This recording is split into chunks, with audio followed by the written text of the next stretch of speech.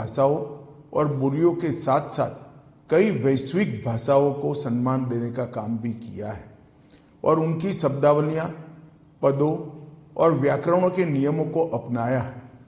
हिंदी भाषा ने स्वतंत्रता आंदोलन के मुश्किल दिनों में देश को एक सूत्र में बांधने का अभूतपूर्व काम किया। इसने अनेक भाषाओं और बोलियों में बटे देश में एकता की भावना स्थापित की।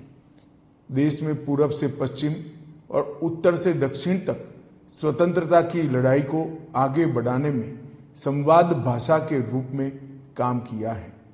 इसमें हिंदी की महत्वपूर्ण भूमिका रही है। देश में स्वराज प्राप्ति और स्वभाषा के आंदोलन एक साथ चल रहे थे। स्वतंत्रता आंदोलन और स्वतंत्रता प्राप्ति के बाद हिंदी की महत्वपूर्ण भूमिका को देखते हुए संविधान निर्माताओं ने 14 सितंबर 1949 के दिन हिंदी को देश की राजभाषा के रूप में स्वीकार किया था।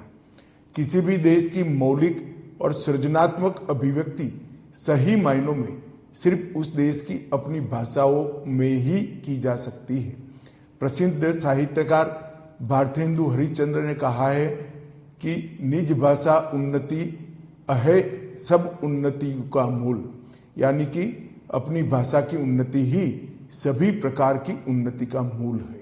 हमारी सभी भारतीय भाषाएं और बोलियां हमारी सांस्कृतिक धरोहर है, जिन्हें हमें एक साथ लेकर चलना है।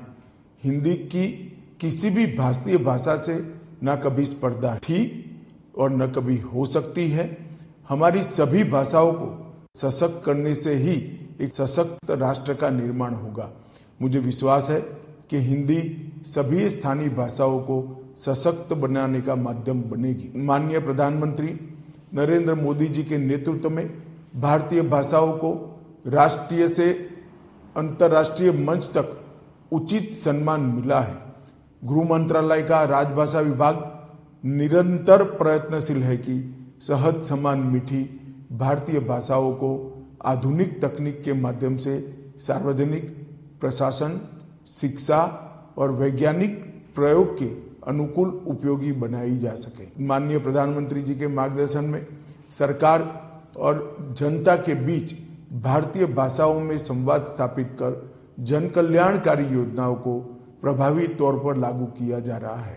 देश में राजभाषा में हुए कार्यों की समय समय पर समीक्षा के लिए संसदीय राजभाषा समिति का गठन किया गया था और उसे उत्तरदायित्व दिया गया था कि यह देश में सरकारी कामकाज में हिंदी का प्रयोग, उसकी प्रगति, इसकी समीक्षा करे और रिपोर्ट बनाकर माननीय राष्ट्रपति जी को प्रस्तुत करे। मुझे यह बताते हुए खुशी हो रही है कि माननीय राष्ट्रपति जी को इस रिपोर्ट का 12वां खंड प्रस्तुत किया जा चुका है। 14 तक इस रिपोर्ट के 9 खंड सौंपे गए थे, लेकिन हमने पिछले 4 वर्षों में 3 खंड प्रस्तुत किए हैं। 2019 से सभी 59 मंत्रालयों में हिंदी सलाहकार समितियां का गठन करने का काम समाप्त हो चुका है तथा इनकी बैठकें भी नियमित रूप से आयोजित की जा रही हैं। देश की विभिन्न क्षेत्रों में राजभाषा के प्रयोग को बढ़ाने की दृष्टि से अब तक कुल 528 नगर राजभाषा क्रियान्वयन समितियों का गठन भी किया जा चुका है। विदेशों में भी London, Singapore, Fiji, Dubai, port Louis में नगर राजभाषा कार्यान्वयन समितियों का गठन किया गया है। भारत ने संयुक्त राष्ट्र में हिंदी राजभाषा का उपयोग को बढ़ावा देने की भी पहल की है। राजभाषा विभाग द्वारा अखिल भारतीय राजभाषा सम्मेलन की भी नई परंपरा शुरू की है। 13-14 नवंबर 2021 बनारस में पहला और 14 सितंबर 22 को सूरत में और राजभाषा सम्मेलन आयोजित किया गया। इस साल पुणे में यह तीसरा अखिल भारतीय राजभाषा सम्मेलन आयोजित किया जा रहा है। राजभाषा को तकनीक के अनुसार विकसित बनाने के लिए राजभाषा विभाग ने स्मृति आधारित अनुवाद प्रणाली कंठस्थ का भी निर्माण किया है।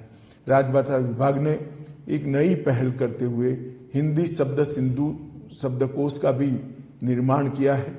इस शब्दकोश में संविधान की 8वीं अनुसूची में शामिल भारतीय भाषाओं के शब्दों को शामिल कर निरंतर उसको समृद्ध किया जा रहा है।